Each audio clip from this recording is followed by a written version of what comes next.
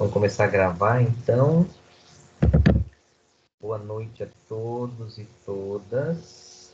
Estamos começando, então, a nossa aula, dia 5 de janeiro de 2021. E espero que vocês tenham tido uma boa semana. E vamos para a nossa aula de hoje. Mas antes, eu queria que vocês me falassem um pouquinho da atividade 5 que eu propus. Rapidamente, né? Porque daí eu quero discutir ela com mais intensidade e profundidade no nosso próximo encontro. Hoje é nossa oitava aula. E aí, só quem quiser me falar um pouquinho aí do que conseguiu fazer, quem é que pode falar? Estão me ouvindo? Não estou. Estão me ouvindo? Estamos ouvindo, professor. Alguém poderia falar da.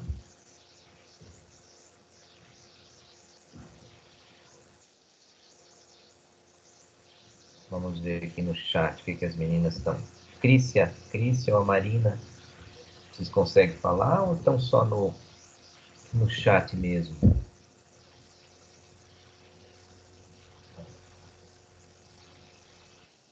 Marina não consegue responder, só no chat, tá? Mas alguém que pudesse falar aí da minha proposta, a ideia era que a gente fizesse uma atividade que eu chamei de atividade 5, né? A proposta da atividade era a gente fazer um plano de ensino, um plano de aula, né?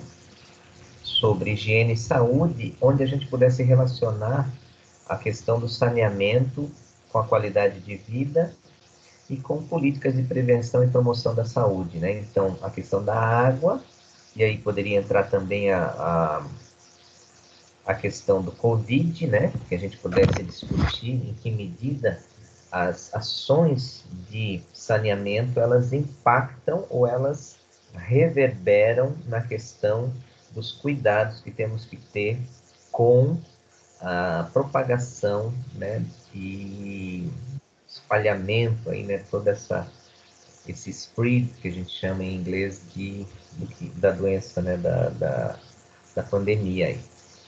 Quem é que conseguiu? Quem quer falar alguma coisa? Alô? Larissa, Paulo, Juliana, Josélia, Jussiane. Alguém poderia comentar alguma coisa?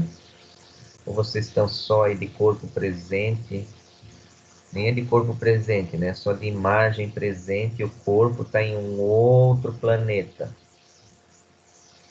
Hoje à tarde eu estava num curso também e o sujeito disse, pelo amor de Deus, alguém apareça, porque eu não aguento mais ficar olhando só para essas imagens paradas e eu falando igual uma arara baleada.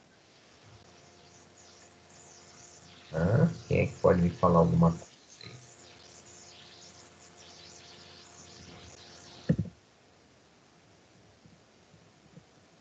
2, 3.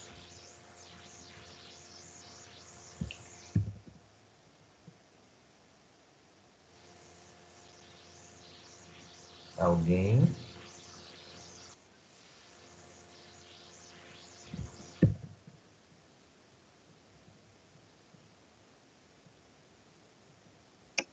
Ô, professor, posso falar? Deve, pelo amor de Deus, senão eu vou parar a aula e vou embora, de tristeza chorar.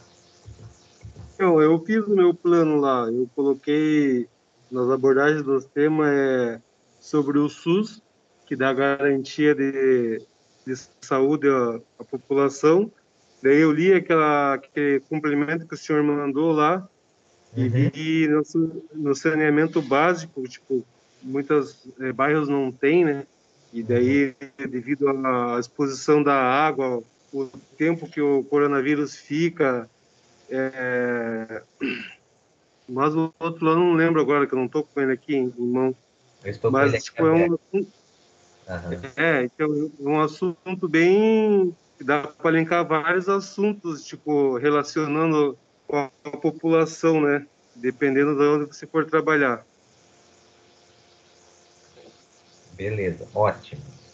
A ideia é essa mesmo, assim, o Paulo, então, sintetizou rapidamente o que ele conseguiu produzir, mas a minha expectativa era que vocês conseguissem olhar, então, aqueles dois documentos que eu botei, tinha um que estava no texto e tinha um outro documento que eu tinha colocado no grupo, que vocês lessem um pouco esses documentos e percebessem, assim, como é que a gente relaciona a questão da higiene, do saneamento com a saúde, que é um eixo bem importante do ensino de ciências, né? Mas isso aí a gente vai conversar na semana que vem.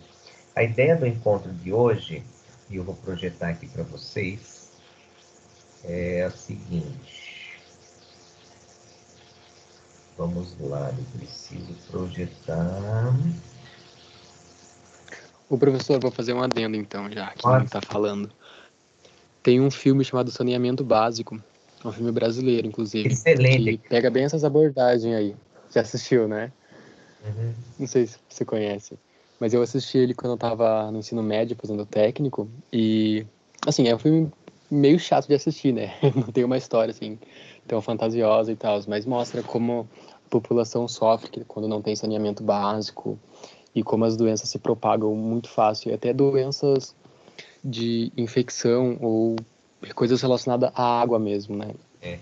E como no filme o pessoal não tinha saneamento básico, muitos faziam os dejetos, assim, de fazer cocô, xixi, na beira do mato, na beira do rio, e acabava contaminando o rio, e daí contaminava todas as pessoas que tomavam dessa água, ou que usavam água para fazer alguma coisa, né? Tipo, para tomar banho ou fazer comida.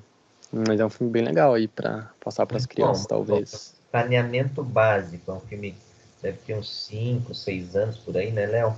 É um filme brasileiro bem interessante mesmo. Uhum, sim, sim. A Crícia falou aqui no chat, foi ótimo fazer esse plano de aula, porque quando voltarmos às salas de aula, com certeza vamos falar muito sobre o assunto. Na próxima aula, espero já estar com o microfone para falar certinho sobre o meu plano. Ótimo, semana que vem todo mundo vai falar um pouquinho do seu plano. Eu vou projetar agora aqui a nossa aula de hoje. Eu mudei aqui o meu. Na realidade, eu instalei o Teams no meu computador e agora ele está diferente. Eu preciso achar como é que eu faço. Tá aqui, compartilhar. Vou compartilhar então a nossa aula de hoje, que é sobre. Todo mundo está vendo? Sim, professor. Estamos sim. Tá vendo, né? Então, vamos recapitular. Quando a gente, lá no início do ano passado, em março, né, ainda com aula presencial, nós definimos, a partir da nossa ementa, 5, ou esses 6 eixos, vocês lembram, né, que a gente definiu esses seis eixos, nós definimos algumas palavras-chave, alguns temas dentro desses eixos, e fizemos aquele nosso mapa conceitual, colocamos lá na parede, lembram disso? E hoje eu quero falar um pouquinho, então, da questão dos fenômenos da natureza. Nós temos, então, 6 eixos: teorias científicas, fenômenos da natureza, desenvolvimento sustentável, qualidade de vida, origem da vida e relações ecológicas. Então, esses temas, eles dialogam, né? Eles dialogam. E a gente já, na nossa aula, início de dezembro, a gente falou um pouquinho das teorias científicas, ou seja, eu trouxe para vocês, e a partir, né, dessa nossa escolha, dessa nossa abertura do plano de ensino, da ementa da disciplina, a gente definiu esses eixos e também esses temas.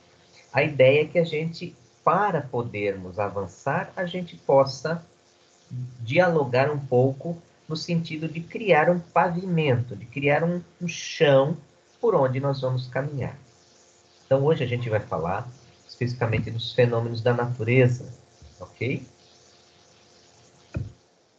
Olhando aqui esse quadro, o que vocês visualizam? Quem pode aí falar alguma coisa? Nós temos 3 imagens. Estão vendo as imagens? Nós Sim. temos Quem pode falar alguma coisa? Nós temos à esquerda um arco-íris, nós temos embaixo uma poça d'água com uma expressando, né, algumas gotas que estão caindo, e nós temos aí o sol, né, ou está se pondo ou está nascendo. O que vocês acham? Eu acho que está nascendo, doutor. Está nascendo, né, porque nós estamos no horizonte aí do mar. Certo. Então, e o objetivo, então, quando a gente trabalhar essa questão com os nossos estudantes lá na escola, eu elenquei aqui alguns objetivos que a gente pode ter em mente. Então, observar e compreender esses fenômenos e como é que eles ocorrem no cotidiano, né? A gente está aqui no litoral agora cerca de 10 dias com chuvas, e se a gente observar isso ao longo de toda a costa do sul do Brasil, começando lá na Argentina, a gente está observando e tendo a ocorrência de vários fenômenos naturais, né? Algumas enchentes, alguns desbarrancamentos, ou seja, fenômenos que estão ocorrendo naturalmente em função, né, dessa elevada quantidade de chuva que tem a ver, e aí vem a análise que a gente precisa fazer com os estudantes para levá-los a entender o que está acontecendo. Nós temos aí alguns fenômenos, como Laninha, é o ninho que ocorre, né, aquecimento das águas do Pacífico, aquecimento, resfriamento das águas. O que isso tudo influencia, que leva à formação de mais nuvens e assim por diante. Então, o objetivo também é descrever esses fenômenos, né? Ou seja, a gente conseguir fazer com que os estudantes descrevam o que está acontecendo efetivamente do ponto de vista chove. Não chove. O que é a chuva, né? O encontro das nuvens. Nós temos aí um acúmulo de umidade no ar que vai formando as nuvens. Nós temos a umidade da floresta, ou seja, entender e descrever esses a partir desta observação coletiva. E se a gente conseguir, e é bem interessante a gente fazer isso com os estudantes, principalmente do sexto, do sétimo ano, essas experiências para compreender melhor, né? E aí despertar o gosto por essas experiências científicas a partir desses fenômenos que a gente pode produzir, por exemplo, chuva artificialmente, a gente entender como é que funciona o desmoronamento de terra, por que isso acontece quando tem um excesso de chuva, e assim por diante, tá? Então, o que são esses fenômenos? São diversas situações que ocorrem na natureza sem a interferência humana. Bom, hoje a gente sabe que alguns fenômenos da natureza, eles têm um impacto, eles sofrem um impacto antrópico em função de toda esse conjunto de atividades humanas, né? A gente sabe que hoje os elementos climáticos, os fenômenos climáticos, eles são causados, eles têm uma influência da nossa ação antrópica, do jeito com que nós humanos ocupamos o planeta, né? E aí a gente tem alguns temporais, geadas, incêndios naturais ou não, né? A gente viu aí recentemente lá no Pantanal, a incidência de radiação solar em algumas regiões com mais intensidade são classificados como fenômenos naturais. Mas claro que hoje a gente pondera tudo isso porque a gente sabe que uma série de eventos climáticos estão ocorrendo em função da ocupação desmedida, desequilibrada do planeta. Então, essa abordagem um pouquinho mais sociológica é importante a gente trazer, né? A gente não pode trazer as coisas para os estudantes assim, nua e crua, dentro de caixinhas, né? A gente sabe hoje que essas coisas todas estão relacionadas. E aí aqui a gente tem alguns tipos de fenômenos naturais. Por exemplo, que nós estamos vivendo hoje, né? Todos estão ali comigo em classificação quanto à natureza desses fenômenos. Nós temos os biológicos, né? As epidemias. Nós tivemos recentemente aí em outubro, se eu não me engano, a questão daqueles insetos que estão vindo lá da Argentina. Quem é que pode me dizer o nome daquilo? Quem é que lembra o que está Os acontecendo? gafanhotos? Os Ah, gafanhotos. beleza, os gafanhotos, né? Esses ataques, as infestações desses gafanhotos, fenômenos geofísicos, terremotos, vulcões, movimento das massas, né, de água, sem água. E aí esse movimento, quando a gente falar de movimentos, de fenômenos geofísicos, a gente está falando do movimento da Terra, né? Os climáticos, secas, temperaturas extremas. Se hoje a gente está aí com mais de 10 dias de chuvas aqui no litoral, vamos recordar um pouquinho como é que foi o nosso inverno. Quem é que lembra como é que foi o nosso inverno? Um inverno extremamente seco, né? Nós tivemos temperaturas mais amenas, nós não tivemos um frio muito intenso, né?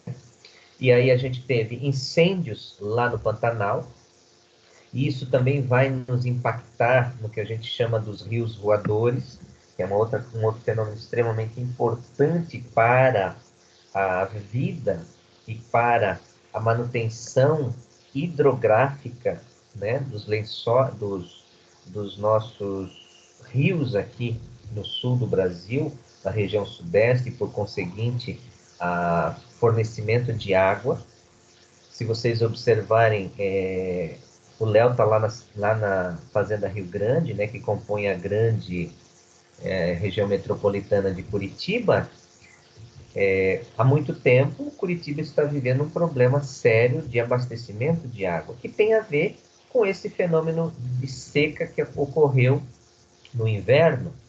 Então, hoje a gente está, graças a Deus, compensando isso, né? A natureza está compensando com chuvas. Por quê? Porque precisamos aumentar os níveis dos nossos reservatórios de água. Estamos vivendo também, neste momento, alguns fenômenos hidrológicos, algumas inundações, e aí movimentos de massa em função desses fenômenos hidrológicos, né? Aí a gente tem, então, um movimento de massa pela presença de água. E algumas tempestades, né? Se a gente recordar um pouco como é que são os verões aqui no litoral, o que que a gente observa naqueles dias de intenso calor em que 7 horas, 6 horas da manhã nós já estamos com temperaturas extremamente elevadas. Lá por 2h30, 3, 4 horas da tarde, começa então aquelas tempestades de verão, né? Então aqui a gente tem uma classificação desses fenômenos. Então é bem importante depois, para as atividades que a gente for fazer, a gente ter em mente, então, o que nós estamos vivendo do ponto de vista biológico, né? Nós estamos no meio de uma pandemia, tivemos uma infestação por insetos, em algumas regiões do mundo nós estamos tendo alguns vulcões, tivemos terremotos em algumas regiões, secas, incêndios, inundações, ou seja, esse ano estamos recheados, ano passado, né? Estávamos recheados de desastres naturais. E aí tudo isso acontece ali, né, na biosfera formada pela litosfera, hidrosfera e atmosfera, né, nesse espaço onde a vida habita. Essa superfície, então, corresponde a uma camada onde a litosfera, a hidrosfera e a atmosfera se interrelacionam. Então, é nessa superfície que a vida se desenvolve.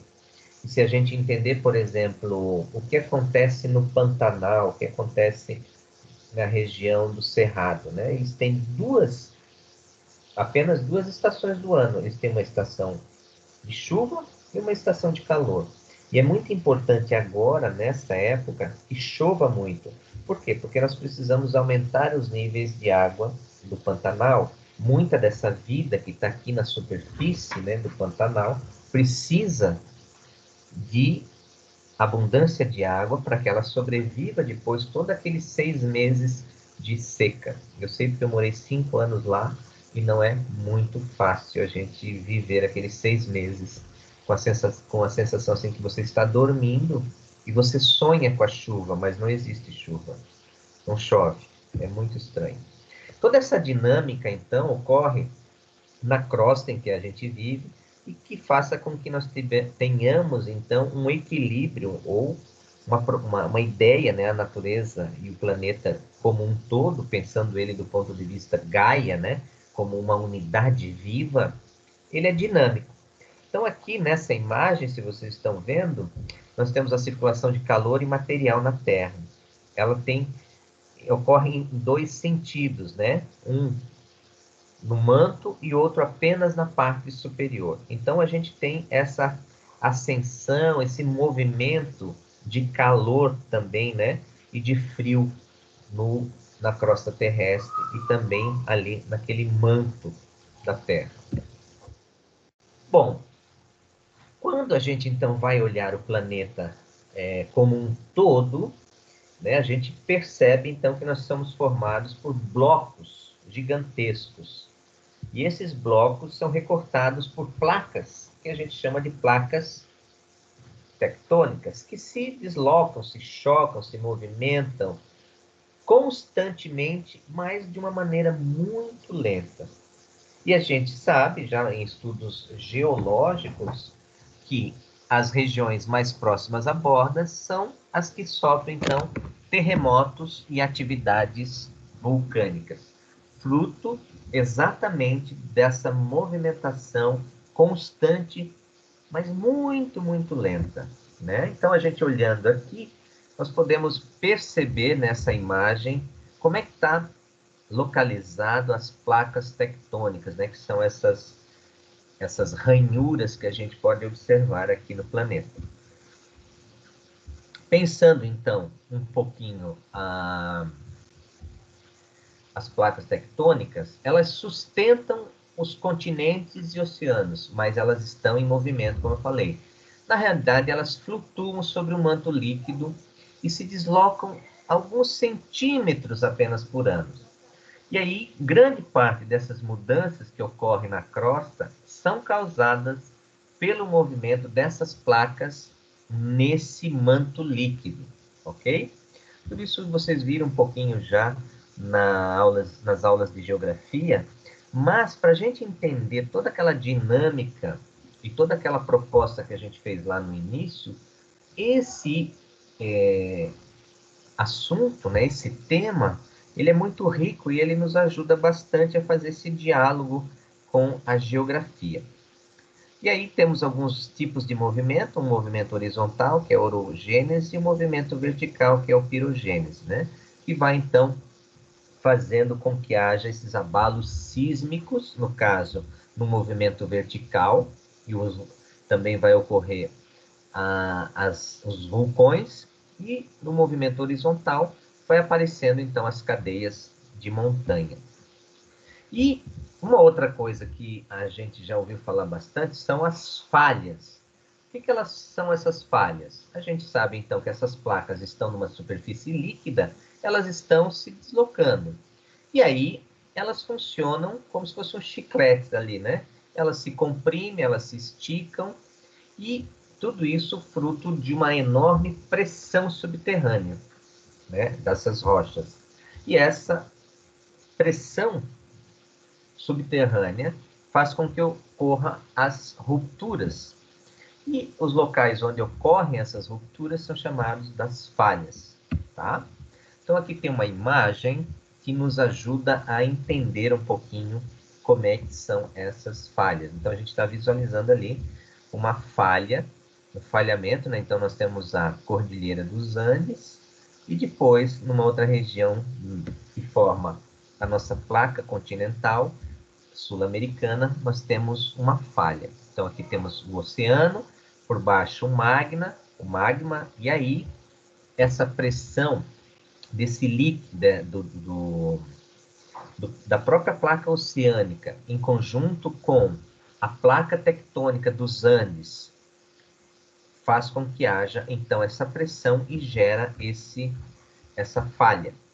Uma outra ideia, né, que nós temos aqui são essas placas que vêm ali dos oceanos, chamada de placas convergentes. A pressão entre essas placas faz com que uma delas mergulhe debaixo da outra, né? E aí, quando há essa reabsorção, é que ocorre, então, o contato, e aí nós temos os fenômenos de vulcanismo e terremotos, tá? Se a gente observar isso num mapa, né, uma proposta de mapa aqui, nós temos ali, então, a região da Cordilheira dos Andes, onde então tem uma falha. Essa falha, fruto dessa placa, dessa movimentação convergente, né, da placa que está formando ali, que está por baixo do oceano, sob essa placa dos Andes, e aí ocorre essa falha convergente. Um outro tipo de falha é oriundo, então, desse movimento em duas direções. Eles chamam isso de falhas transformantes. Durante um terremoto, a crosta terrestre pode se romper formando esta falha. Então, durante esses fenômenos, né, que a gente sabe que estão nas extremidades, ocorrem muito nas extremidades das placas, então há essa movimentação distinta em duas direções, e aí há uma falha. Então aqui a gente pode ver, né, duas placas que deslizam, né? Então o termo é esse. Por que elas deslizam? Porque justamente elas estão sob um líquido, né? O atrito entre elas gera muita tensão e causa então os terremotos. Tranquilo, né, pessoal, até aí? Sim. Tá claro? Sim. Você troca essa aula por uma noite de pizza? Não! Então lá. As placas também se movem lateralmente, elas também têm movimentos laterais que também em direções opostas, tá? São chamadas de falhas que a gente já tinha visto aqui anteriormente, né? Transformantes. E aqui, a gente vendo esta parte do globo terrestre, a gente percebe, então, essa falha transformante aqui no hemisfério norte, ok? Opa. Ô, professor, você poderia voltar naquela imagem que mostra as divisões das placas, bem para trás. Mais uma ainda, no globo inteiro. A gente se localiza onde... Aqui? Onde tem a... Não, é uma... Onde tem as divisões das placas no globo. Não sei se você... Acho que você pegou essa imagem, sim. Isso aí, ó. Esse. Então, gente... Tem uma fenda, uma divisão da placa ali na Cordilheira dos Andes também, ou não? Deixa eu ver aqui, a gente não consegue ter uma noção, né? Temos que pegar um outro mapa. Mas, como a gente tem aquela falha ali, eu acho que ali a gente não tem essa... Na realidade, a gente tem a placa, né?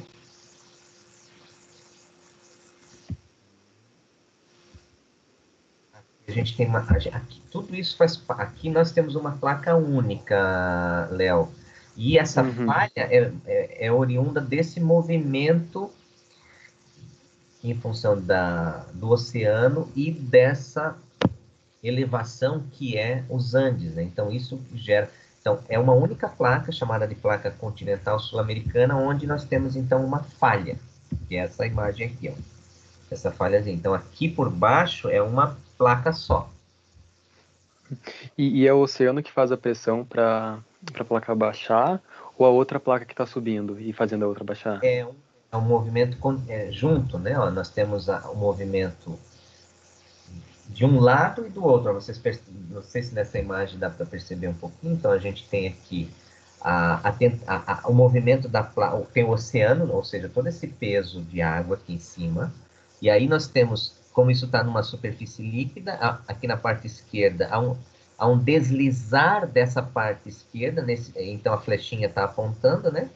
Desliza para, digamos assim, para dentro da cordilheira e faz com que haja, então, esse movimento aí de formação dessa falha.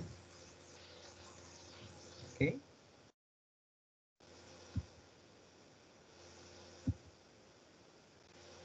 Então, aqui tem um outro mapa que, uma tentativa ali, né, da gente tentar visualizar onde há uma outra falha. Aqui nós temos um exemplo do que eles chamam de falhas divergentes. Então, a gente tem aquela convergente, onde há uma sobreposição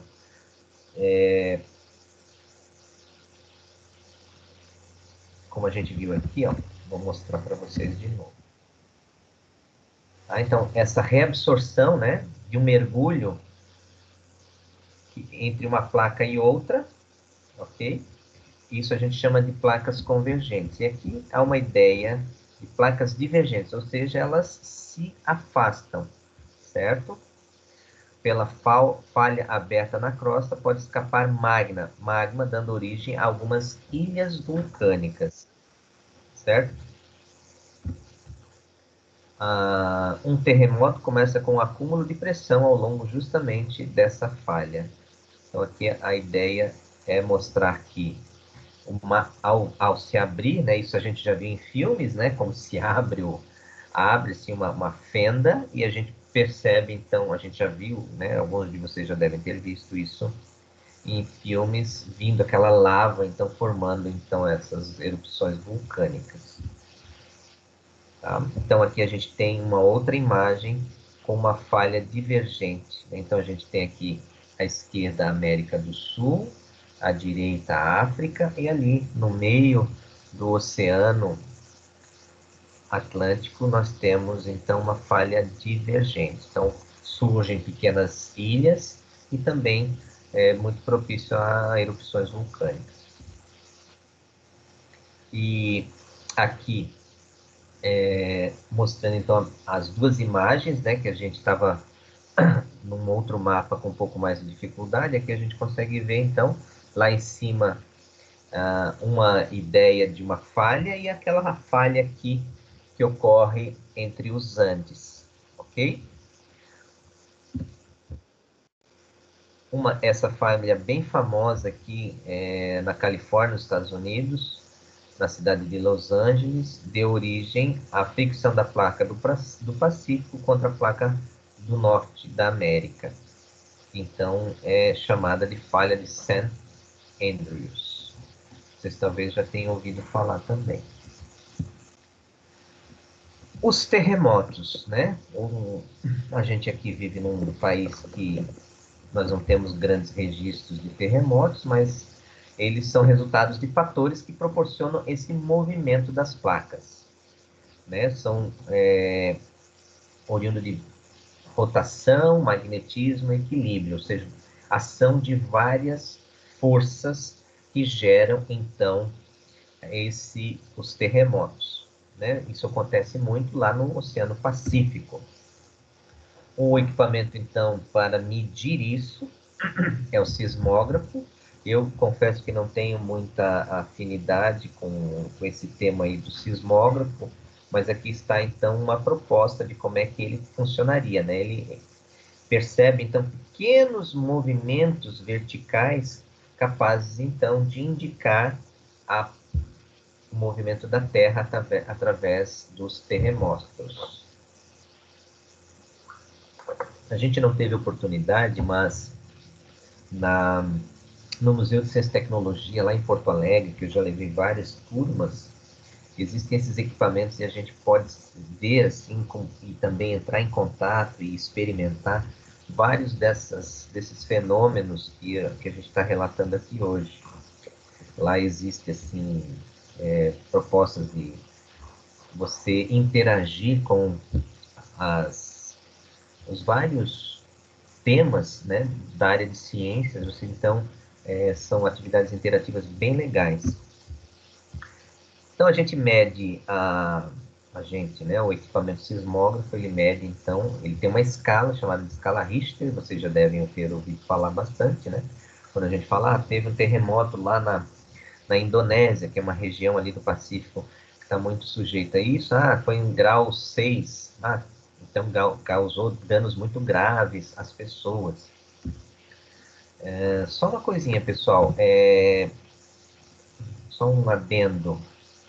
Alguém conseguiu dar uma atençãozinha aí para Cida? Então, professora, eu pedi para ela logar com a conta do e-mail da FPR. Ela falou que já tinha feito isso e não resolveu. Aí eu não sei mais o que fazer, porque para mim apareceu o mesmo erro que o dela. Aí eu loguei com a conta do FPR e resolveu. Não sei se ela não tem autorização para entrar no canal ou algo do tipo assim. Certo. Deixa eu ver se eu consigo. Ela desistiu? Ela tá ali ainda? Não. Não, ela tá ali ainda.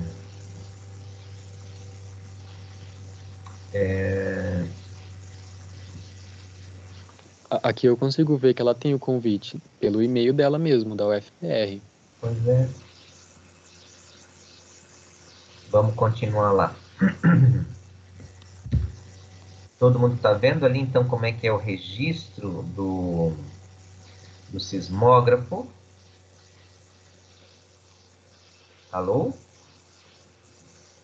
Todo mundo está vendo? Então, ali uma... Estamos. Estão vendo, né? Então, ele está registrando uma movimentação, né? Das placas aí, naquela região ali. E está indicando, então, que houve, né? Entre 3 horas e 4 horas, um abalo sísmico considerável em 5.2, registrado em Campinas. Olha que interessante. Opa. O que acontece, então, como consequência, e a gente já viu isso, né? Tsunamis, vulcões são bem frequentes em função justamente desse movimento dos terremotos, tá? Vocês teriam algum relato aí de tsunami? Vocês recentemente acessaram essa informação, essa notícia? Quem é que lembra?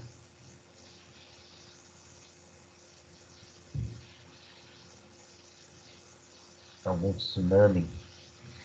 São ondas gigantescas, né, que se formam. Tem uma dica, né, que o tsunami ele acontece a um recuo, né, um recuo do mar considerável, e depois vem toda aquela força e violência e ondas altas, né, com muita intensidade.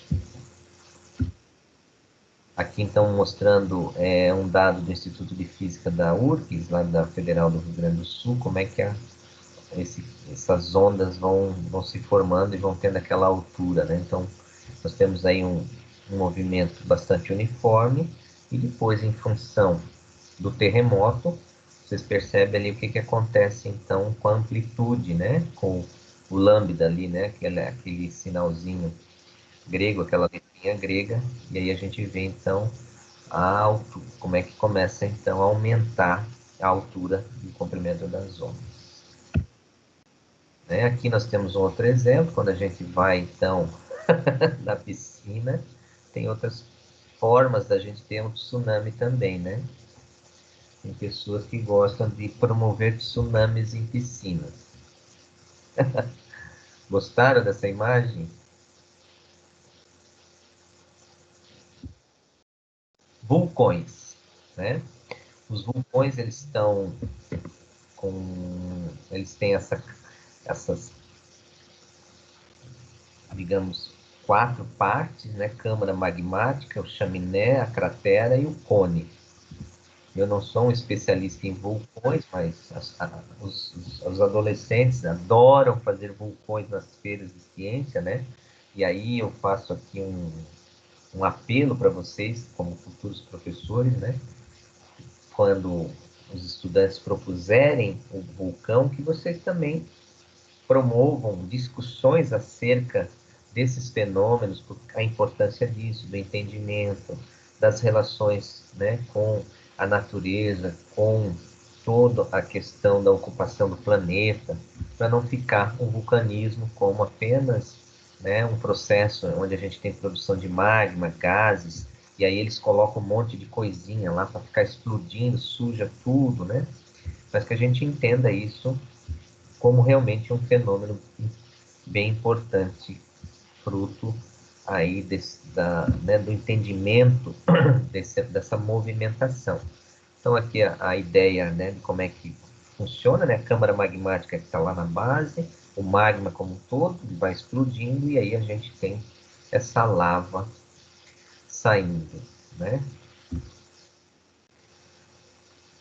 Sobre os impactos ambientais, então, de que forma a gente pode relacionar todos esses fenômenos naturais com os impactos ambientais. Aqui a gente tem um urso polar, tadinho ali em cima de uma imagem, melhor, de um bloco de gelo, né, tentando se salvar. Uma das coisas que a gente tem como fenômeno natural é a inversão térmica. Todas as noites, todas as madrugadas ocorre isso, né? O ar quente ele está embaixo e o ar frio está em cima, então com a inversão térmica esta ordem é trocada. Porém, com a queima de combustíveis fósseis, ou seja, com a queima de petróleo, com a queima de árvores, né, a inversão térmica está deixando de ser um fenômeno natural, está ocorrendo em pleno dia.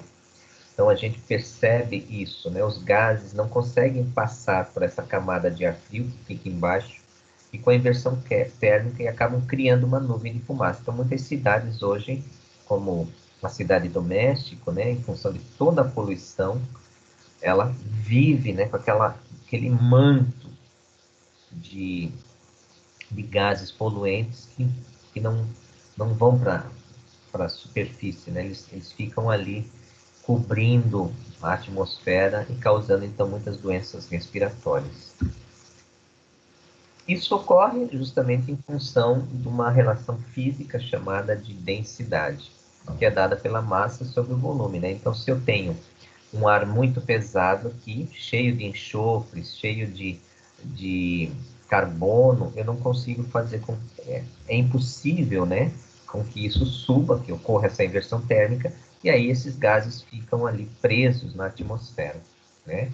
Então aqui nós temos um fluxo normal, então o ar quente está aqui, o ar frio está no, né? O ar quente está aqui na base, digamos, né? Na atmosfera, aqui onde nós estamos vivendo, e à noite, né? Enquanto o sol está radiando, o ar quente está aqui. Depois à noite esfriou, então ocorre a inversão térmica. Só que isso não tem acontecido, como já foi colocado, em função de todo o impacto antrópico, né? Ilhas de calor, a gente já ouviu falar muito sobre isso, ilhas de calor, né? Em grandes cidades, como nós não temos árvore suficiente, nós temos muitos prédios, muitas construções altas, observa-se então que a temperatura da cidade sobe muito e ela se concentra justamente naqueles lugares onde nós temos muita urbanização, muita área com ruas pavimentadas, com alta concentração então de asfalto, e aí forma essas ilhas de calor. A gente observa em algumas regiões que essas ilhas de calor são mais intensas justamente por conta da urbanização intensa, né? Então aqui a gente tem um desenho, à esquerda uma empresa, né, jogando vapor, quantidades astronômicas de vapor na atmosfera ou de fumaça, né? E aí a gente, em função da intensa concentração aqui desses prédios, como na figura 2, a gente tem então essas ilhas de calor. Se vocês observarem na foto abaixo, vocês podem ver que alguns prédios estão com jardins lá na parte superior, né, em verde, numa tentativa de amenizar então as ilhas de calor. É uma alternativa.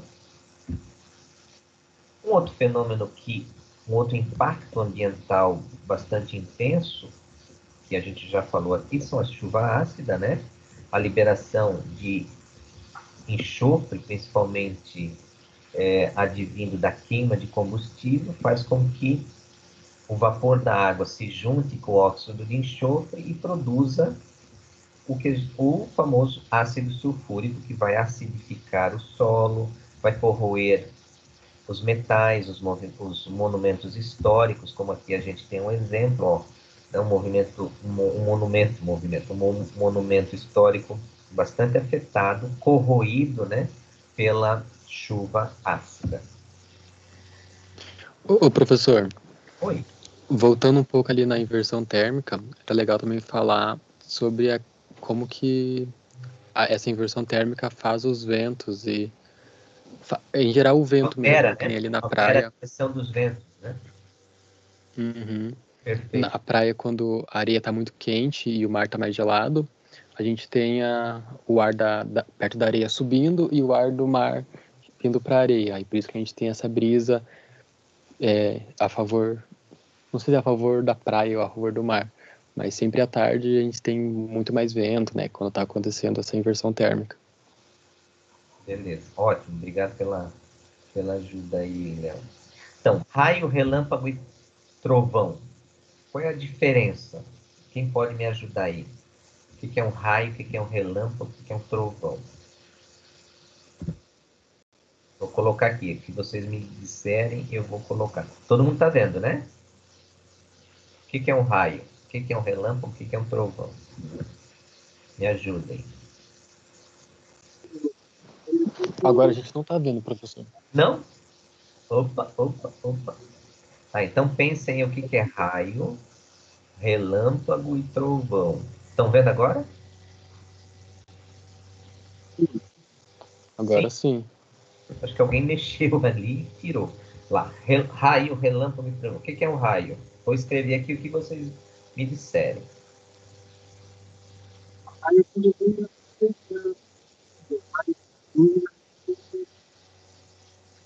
Não deu para ouvir. Paulo, não deu para ouvir. De repente você escreve ali. Me ajudem aí. Por enquanto só o Léo está participando. Não, vai lá, Léo. O que é Professor, raio? O o que é raio relâmpago? de carga Opa, elétrica? raio. Josélia, Oi, foi você que falou, querida? sim, Tá, o raio. o raio é uma descarga elétrica? Eu vou botar aqui. Depois a gente vai ajudando. Descarga elétrica. Vamos ajudando aí todo mundo. O que é o relâmpago?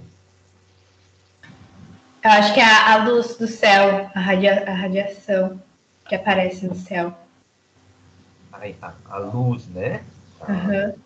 Digamos assim, o brilho. Vamos achar a palavrinha certa aí. O que é o relâmpago? Uma radiação? Radiação. É um As descargas elétricas. houve uma descarga, então a gente tem um fenômeno de iluminação, né? De radiação. Será que é radiação? É de eletricidade, não é? É um fenômeno elétrico, né? Que a gente vê assim a luz. O que é o trovão? Barulho. O É o som que faz. É o barulho da descarga, né? Barulho da descarga. Todo mundo tem mais alguma coisa que a gente quer colocar aqui? E essa descarga elétrica do raio, ela vem justamente do encontro das nuvens que estão carregadas de energia, né? Positiva e negativa. A hora que elas se encontram, há um disparo, né? Há uma descarga elétrica. E o relâmpago é o que a gente está vendo, né? O que a gente consegue. E o trovão, justamente, é um barulho advindo dessa descarga. Vocês viram semana passada, no Fantástico, um sujeito que estava filmando, ele estava filmando um campo, assim, lá no interior de Minas. Ele estava numa região mais alta, e ele é radioamador, e eles estavam numa casa, numa base de radioamador, coisa bem antiga, mas nessa casa de radioamador tinha uma coisa muito importante para conter os raios, que são os para-raios. Ele estava filmando isso e, de repente, ele continua a filmar e ele recebe um raio. Só que o raio não cai sobre ele, o raio cai atrás dele numa coisa bem importante que é o para-raio, tá? Então, aqui a gente tem, né, as imagens, né, um raio caindo, o que a gente consegue ver, que é o relâmpago, e que é o trovão. E aí a gente está ouvindo agora até um cachorro também aí. Não sei. Viu, professor? E leva um tempo para escutar o barulho do trovão depois que cai o raio, né? Por que isso acontece? Como? Desculpa. Leva um tempo para a gente escutar o barulho do trovão depois que cai o raio, na descarga elétrica. Leva um tempo para escutar o barulho. Por quê? Por conta do movimento, né? Ele tem que se propagar através do ar, né? E o ar ele oferece uma resistência. E aí ele demora um pouquinho. Lembra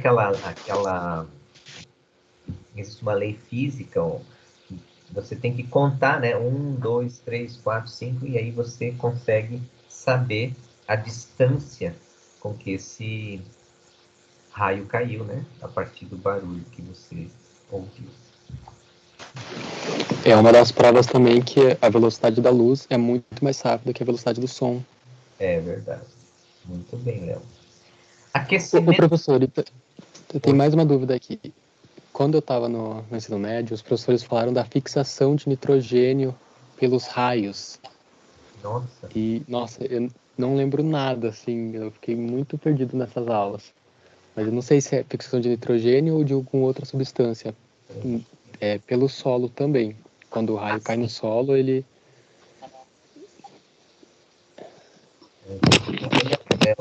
Nesse tema.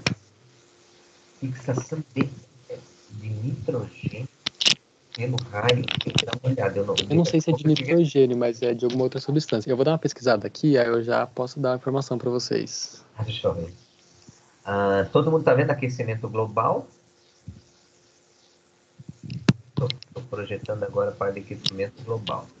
Então, é o efeito que causa aumento da temperatura, como a gente já sabe, né, oriundo de dois principais gases, o dióxido de carbono e o metano. O dióxido de carbono ele vem da queima de combustíveis fósseis. E o metano também vem da queima, mas principalmente da decomposição anaeróbica, certo? E aí, esses gases impedem... O que é uma decomposição anaeróbica? É uma decomposição de matéria orgânica que não precisa de oxigênio.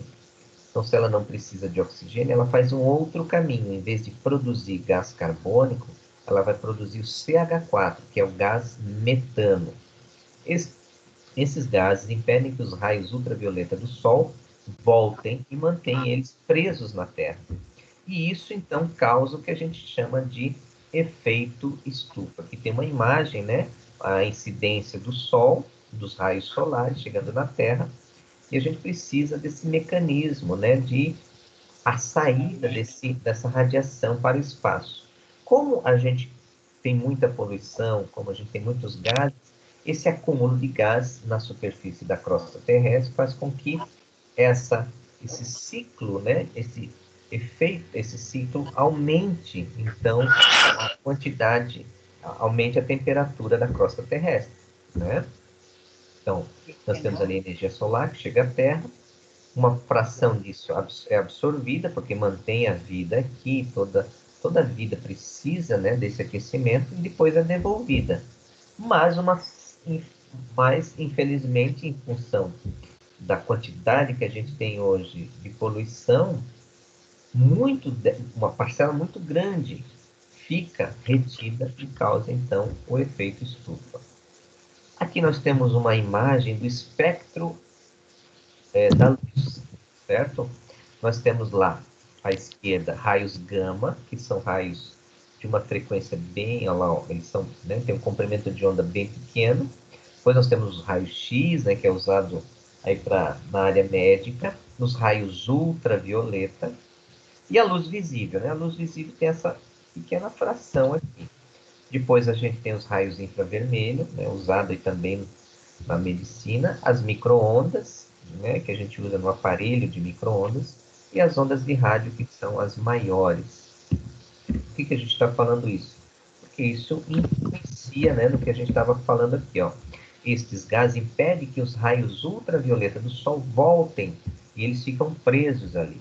Tá? Então, o que é o raio ultravioleta? É esse raio aqui na faixa de 10 elevado a 16, né? Que tem um comprimento de onda de 10 a menos 8. Mas as estufas são bem importantes. Ó, nós temos alguma aplicação aqui mostrando a importância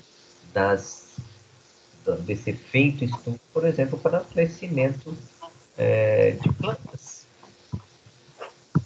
Então, aqui o Sol incidindo, né, os raios solares, ele aquece essa estufa e parte, então, dessa energia do Sol volta para volta para fora da atmosfera através de luz ou energia ultravioleta. E alguns raios ficam retidos aqui e aquecem, então, essa estufa, fazendo, então, com que a vida floresça, né? É assim que funciona no planeta como um todo. Contudo, né, a gente sabe que o excesso de gases que nós estamos na atmosfera está fazendo, então, com que a temperatura suba e, por conseguinte, haja o degelo das calotas polares, né? Tem aí o desprendimento de grandes blocos de gelo, fazendo com que os níveis dos oceanos subam.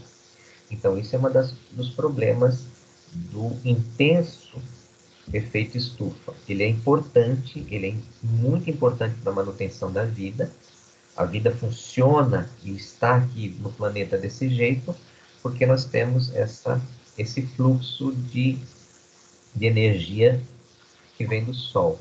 Porém, como nós estamos poluindo demais, nós estamos ficando com muita energia, com temperaturas muito elevadas na crosta terrestre. Então, essa imagem aqui retrata um pouco do que está acontecendo, né? Que é o degelo de blocos enormes, né? Nos polos do planeta. A gente já falou um pouquinho do vulcanismo.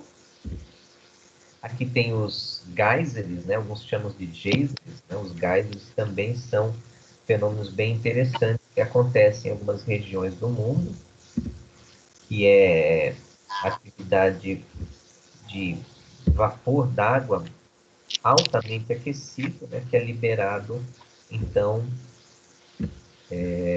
em algumas, digamos assim, algumas fendas, né? Não seriam fendas porque a gente falou em fendas lá e aí vai confundir, mas, digamos, por esses buracos aí que a gente está visualizando aqui numa região que vocês podem ver bastante desértica nos Estados Unidos, tem alguns geysers assim, né? Então, falamos um pouquinho dos terremotos. Aqui umas imagens nada animadoras, né? Então, se a gente pensar, independente da região que a gente estiver, na hora de trabalhar, esse tema é importante que os estudantes olhem ao redor, né? Olhem para a geografia que a gente vive, e aí fazer uma relação, por exemplo, com aquele fenômeno que a gente viveu em 2011, no dia 14, se eu não me engano, ou dia 11 de março de 2011. Eu lembro muito que eu estava dando um curso para professores lá em Pontal, e naquele dia, né, em 24 horas, nós tivemos aí um volume de 280 milímetros de chuva aqui no litoral. E aí levou, então, a erosão, né? A gente pôde ver, então, ali na região de Antonina, na região do bairro Floresta, aqui em Morretes, né? Tudo que aconteceu, os morros vieram abaixo em função da grande quantidade de chuva que a gente teve. E aí formou uma massa, né? Um sedimento ali de lama que demorou muito, muito tempo, e por muito tempo a gente passou ali pela Alexandra Martins, né?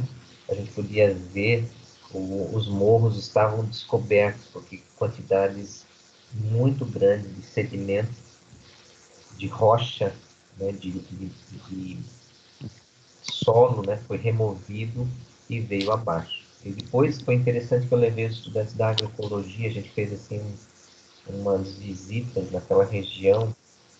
A quantidade não só de solo, mas de rocha que foi arrastada, assim, Foi impressionante, foi impressionante. Então a gente tem aqui o El Niño, né? Que é um movimento das temperaturas mais altas que o mar ele atinge, e aí isso reverbera na nossa vida aí no planeta, né? Principalmente aqui a gente tem volta e meia esse fenômeno do El Niño.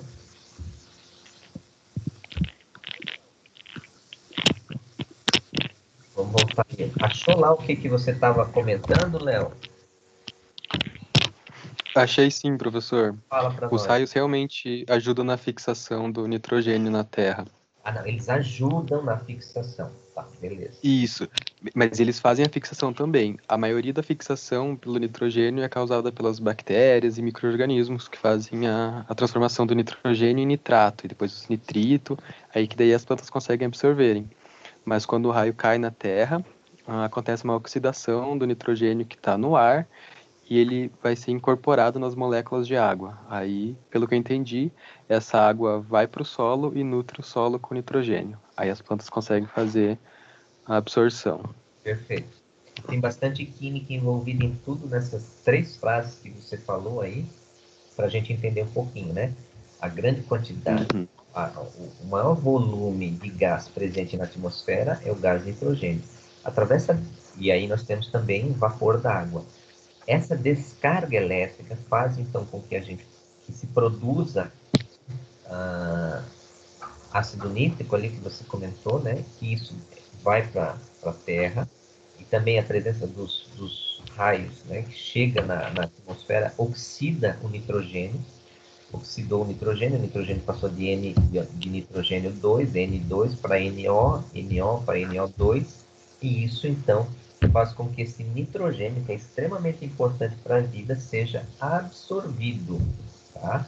Por que o nitrogênio é tão importante? Por conta da formação das proteínas, que tem uma função estrutural no corpo, né? Seja para a vida como um todo.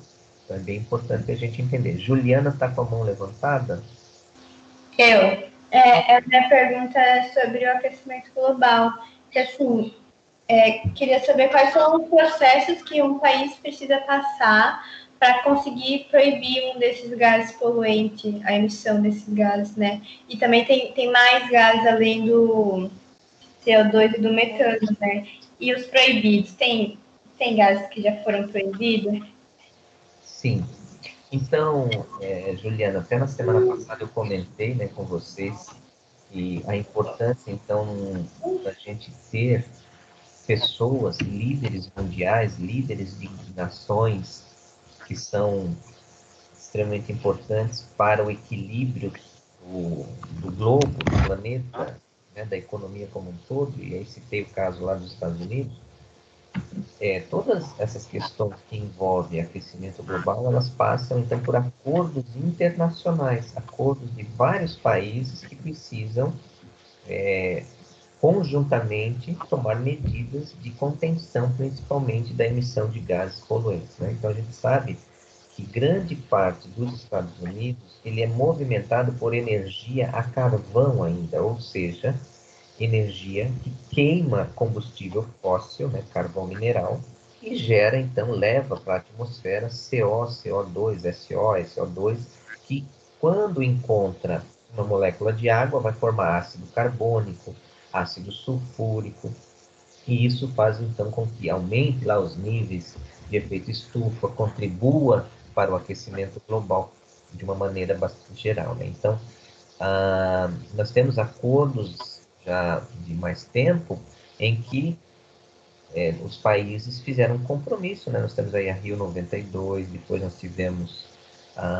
outros acordos onde os países se comprometeram a diminuir a emissão de gases poluentes. Contudo, recentemente, uma série de países romperam esses acordos, né? Então, a gente tem aí que pensar, né, em quem a gente coloca como líder do nosso país, ou dos nossos países, de uma maneira geral, porque eles precisam cumprir aqueles acordos que já foram feitos, né? Nós estamos aí há tantos anos falando, né, dessa questão do aquecimento global, das mudanças climáticas, e parece que nós vivemos agora um tempo, né, de rompimento desses acordos, ou seja, cada um por si, Deus por todos, né?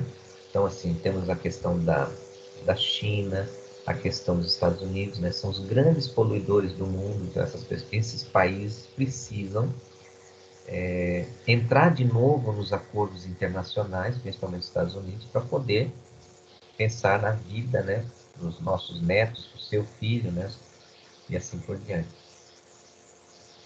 Quem mais quer comentar sobre isso?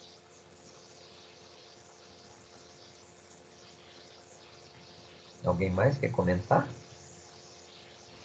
Sobre isso da emissão dos gases, esse novo presidente dos Estados Unidos aí, nem lembro mais o nome dele, ele pronunciou que vai tentar levar o país de volta para o acordo das outras nações, para diminuir a emissão de gases para a atmosfera também.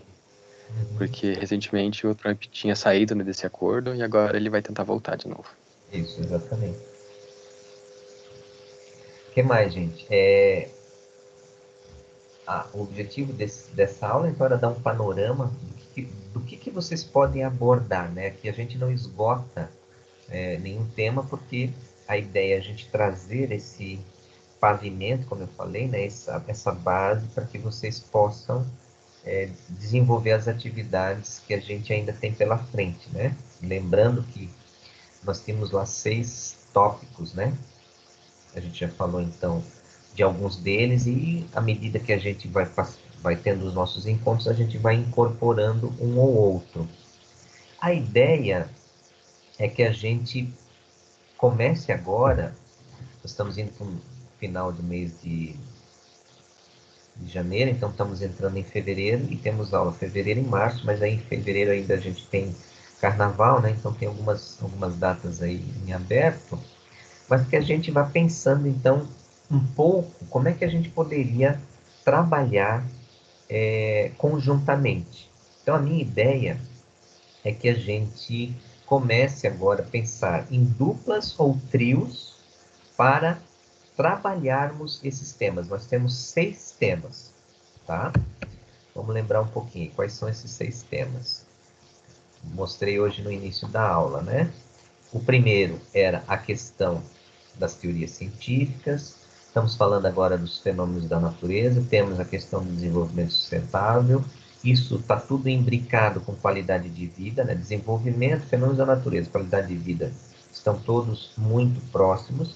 Temos ainda a questão da origem da vida e as relações ecológicas. Todos esses temas compõem, então, o que a gente chamaria do nosso cerne da nossa ementa desse semestre. Então, quero que vocês comecem a se organizar, porque a minha ideia é que na semana que vem, vocês vão falar um pouquinho daquele plano, cada um vai falar um pouquinho do plano, e a gente vai organizar já os grupos, né, de duplas ou trios. Não gostaria que ninguém fizesse sozinho, porque a riqueza é justamente nesse momento que a gente está tão distante, que a gente possa dividir, né, partilhar, conversar, certo? Será que a Cida conseguiu entrar? Eu não estou vendo a Cida aqui, deixa eu ver. Não, né? A Cida não conseguiu entrar. Não, eu não consegui, não. Puxa vida. Tá, mas voltando ao que eu estava falando.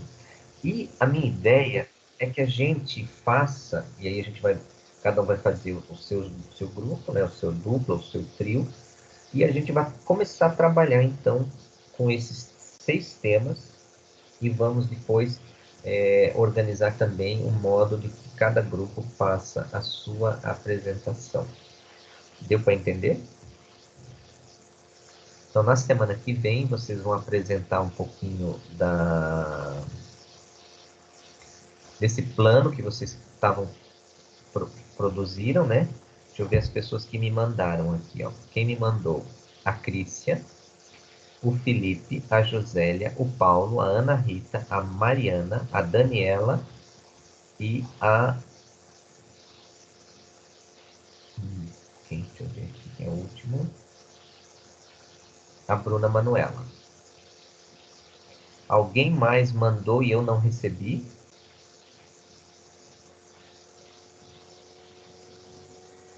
Alô? Alô? Então, quem não me mandou, tenta me mandar hoje ainda, ou até no máximo amanhã. E aí, na semana que vem, a ideia é que a gente converse. Só para lembrar o que era esse plano. O que era a ideia desse plano da atividade 5. Era a gente fazer uma relação. Deixa eu pegar aqui.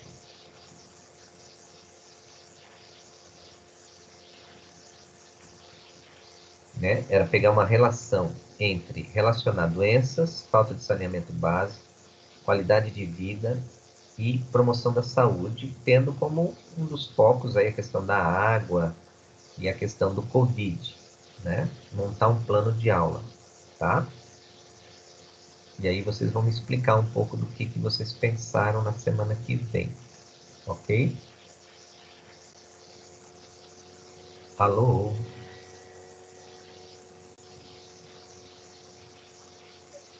Tá ok, professor. Entenderam? Tá. Então, na semana que vem eu vou apresentar para vocês. Deixa eu ver aqui o que a Cris está falando. Peraí, vamos ver aqui. Agora eu cheguei no chat. Marina, então, professor, eu estava vendo o caderno do IPARDES, vendo pela quantidade da população, número de domicílios, quantidade de pessoas que moram, abastecimento de água, escoamento, bababá. Medidas provisórias, decreto que o governo nos declarou como calamidade. Não foi bem o que a população da pobreza e extrema pobreza esperavam. Professor, essas falhas se deram devido à divisão, onde tudo era só um Pangeia. Tá. Sim, você está falando, Marina, em relação ao que aconteceu em 2011. É interessante, se a gente conseguir, né, se vocês conseguirem, nesse projeto de turma, onde a gente vai ter oportunidade de trabalhar, que vocês tragam esses dados do município. A Marina está falando aqui do IPARDES. O IPARDES é um instituto de pesquisa do estado do Paraná. Ele é muito importante, gente. Dados que vocês querem saber sobre a população, sobre a questão geográfica, a questão geopolítica, a questão econômica do município que vocês vivem, vocês podem ir nesse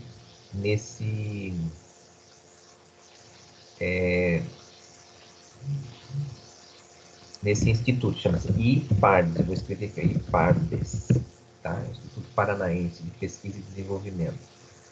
Lá tem dados assim recentes muito interessantes. Então a gente pode fazer uma relação.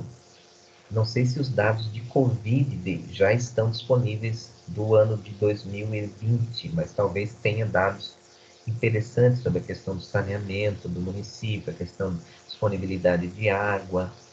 O que tem a ver, então, a questão do saneamento com algumas doenças oriundas? A gente não tem falado muito de uma doença que sempre nós temos aqui no verão. Qual é?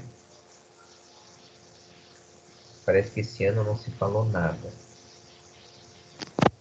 Dengue ou virose? Nossa querida dengue. Isso, a dengue, né? Parece que nós estamos todos muito tranquilos com relação à dengue, exatamente, Crícia, né? Mas aí a gente pode fazer uma relação do saneamento com leptospirose, do saneamento com a dengue e assim por diante, tá?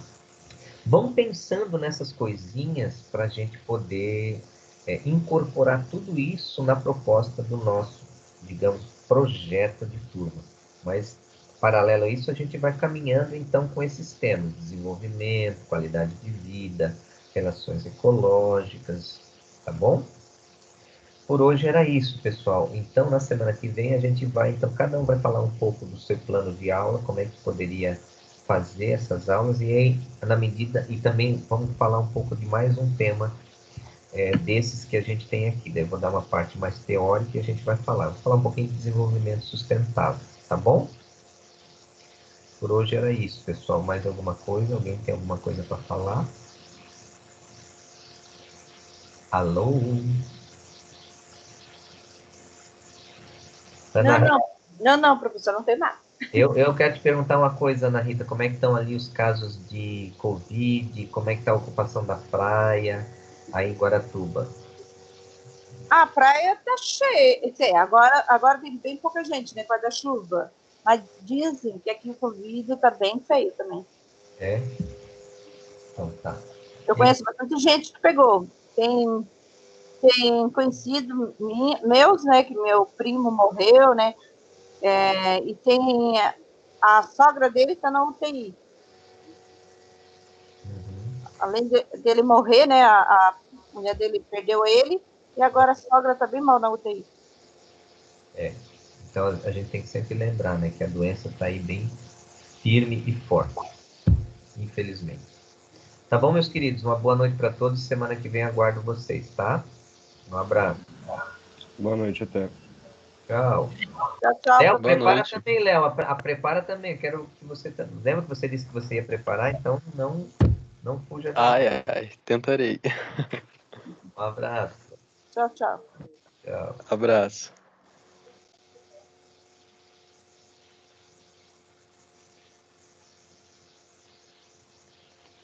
Ô, professor, Ui. queria perguntar sobre o seu projeto de extração de óleos.